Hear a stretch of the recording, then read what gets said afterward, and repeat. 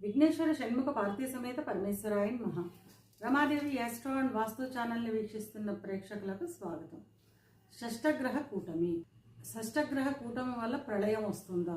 ప్రస్తుతం మన అందరం భయపడిపోయేది ఈ షష్టగ్రహ కూటమికి. అసలు షష్టగ్రహ కూటమి అంటే ఏంటి?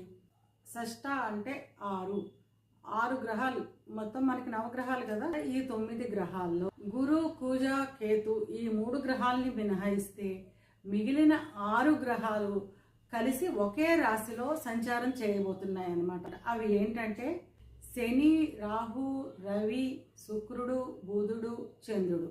ఈ 6 గ్రహాలు కలిసి మీనరాశిలో సంచారం చేయబోతున్నాయి అన్నమాట. అంటే మీనరాశిలో ఈ 6 గ్రహాలు కలిసి ఉంటాయన్నమాట కూటమిగా. దీన్నే షష్టగ్రహ కూటమి అంటారు. షష్టగ్రహ కూటమి వల్ల ప్రళయం వస్తుందా అంటే అంత కంగారేమీ లేదు, ప్రళయం ఏం వచ్చేది లేదు. చిన్న చిన్న ఇబ్బందులు అయితే మాత్రం ఉంటాయి. ఎలాంటి ఇబ్బందులు ఉంటాయి, ఎవరికి ఇబ్బందులు ఉంటాయి అంటే ఇది పూర్తిగా దేశ గోచారం అని చెప్తాము. అంటే మనుషుల పైన, అంటే వ్యక్తిగత జాతకాల పైన, మన జాతకాల పైన, మన మీద గోచారం అనేది ఒక 20 to 30% మాత్రమే ప్రభావం చూపిస్తుంది.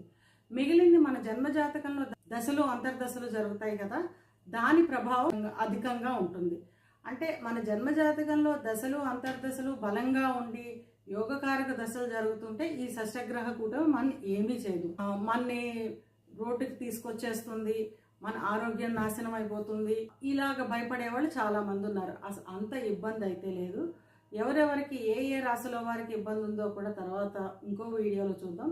ప్రస్తుతం దేశ గోచారం ఏంటి, ఎలాంటి ఇబ్బందులు ఉంటాయో చూద్దాం.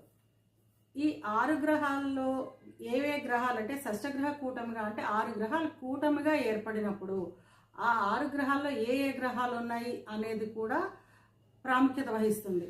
ఇప్పుడు ఉన్న 6 గ్రహాల్లో ఇబ్బందికరమైన యుతి ఏంటి అంటే శని రాహువుల యుతి. శని రాహువులు కలిసి ఉండడం అనేది ఇబ్బందికరమైన యుతి. శుక్రుడు ఉన్నాడు దాంట్లో. శుక్రుడికి అది ఉచ్చక్షేత్రం కాబట్టి శుక్రుడు వల్ల పెద్దగా ఇబ్బంది లేదు. రవి ఉన్నాడు, రవి కూడా పాపగ్రహమే. ఇలా ఈ షష్టగ్రహ కూటంలో రవి, రాహు, శనులు ఈ 3 పాపగ్రహాలు కూడా ఉన్నాయి కనుక కొంచెం ఇబ్బందికర పరిస్థితి అయితే ఉండడం అనేది నిజమేమో. ఎలాంటి ఇబ్బంది పరిస్థితులు ఉంటాయి అంటే ఈ షష్టగ్రహ కూటములు ఏర్పడినప్పుడు ప్రకృతి విపత్తులు ఏర్పడే అవకాశం ఉంటుంది. అంటే భూకంపాలు రావడం, లేదా ఈ మీనరాశిని జలతత్వ రాశిగా అంటాం. జలతత్వ రాశిలో ఎక్కువ గ్రహాల కూటమి ఏర్పడినప్పుడు జల ప్రళయాలు రావడం, అంటే సునామీలు రావడము, ఇలాంటి ఇబ్బంది ఉండే అవకాశం ఉంది. ఇంకా ఏ రాష్ట్రాలకి ఇబ్బంది ఉంది అంటే ఉత్తరాది రాష్ట్రాలకు, అంటే ఉత్తర వైపు రాష్ట్రాలకి ఎక్కువ ఇబ్బంది, భూకంపాలు రావడం ఇలాంటి ఇబ్బందులు కొంచెం ఎక్కువ ఉంటాయి. తర్వాత దక్షిణాది మనకి ప్రమాదకరమైన ఇబ్బందులు మన రాష్ట్రానికి అయితే ఉండవు. చిన్న చిన్నగా జల ప్రళయాలంటే ఏ వరదలు రావడము, అధిక మోతాదులో వర్షాలు నమోదవడము, లేకపోతే చిన్న తరహా భూకంపాలు ప్రమాద స్థాయిలో అయితే ఉండవు. చిన్న తరహా భూకంపాలు లాంటి ఇబ్బందులు తప్పితే మన రాష్ట్రాలకు వచ్చిన ఇబ్బంది లేదు. ఉత్తరాది రాష్ట్రాలకు మాత్రం కొంచెం ఇబ్బంది ఎక్కువే ఉంటుంది. తర్వాత ఈశాన్య రాష్ట్రాలకు కూడా ఇబ్బంది ఉండే అవకాశం ఉంది. ఇకపోతే ఈ దేశ గోచారం అని చెప్పుకున్నాం కదా, ఈ షష్టగ్రహ కూటమి దేశ గోచారం మీద ప్రభావం చూపించడం అంటే రాజులు, ప్రస్తుత పాలకులకు విపత్కర పరిస్థితులు ఎదురయ్యే అవకాశం ఉంటుంది. అంటే చాలా అధికమైన ఇబ్బందులు ఎదురయ్యే అవకాశం ఉంటుంది. ఇబ్బందులు అధికమైనప్పటికీ కూడా ఈ గ్రహాలలో శుక్రుడు ఉన్నందువల్ల, అంటే శుక్రుడిని మనం శుభగ్రహంగా చెప్పుకుంటాం, శుక్రుడు శుభగ్రహం అవడం వల్ల కూడా ఈ ఇబ్బందిని తట్టుకొని నిలబడగలుగుతాం. కొన్ని ప్రాంతాలలో రాజులకి, అంటే మనకి ఇప్పుడు పాలకులు అనమాట, పాలకులకి ప్రాణాంతకమైన సమస్యలు కూడా వచ్చే అవకాశం ఉంటుంది. ఈ ఇబ్బందులు ఎప్పటి వరకు ఉంటాయి అంటే ఇంకా 3 నెలలు ఉంటాయి. మార్చి 29వ తారీఖున షష్టగ్రహ కూటమి ఏర్పడుతుంది.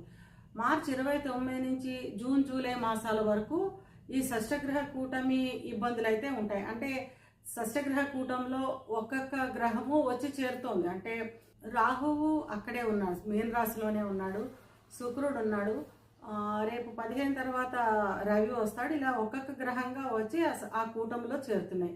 మార్చి 29కి 6 గ్రహాలు కూటమిగా ఏర్పడతాయి అన్నమాట. ఏర్పడి ఇవి మళ్ళీ ఒకటొకటిగా వెళ్ళిపోతూ ఉంటాయి.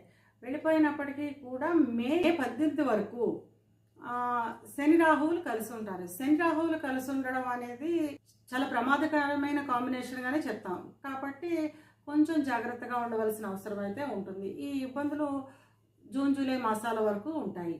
ఇకపోతే ఏ ఏ రాశుల వారికి ఇబ్బంది కలిగిస్తోంది ఈ షష్టగ్రహ కూటమి, ఏ రాశుల వారికి రాజయోగాన్ని ఇస్తోంది అనేది మరొక వీడియోలో చూద్దాం.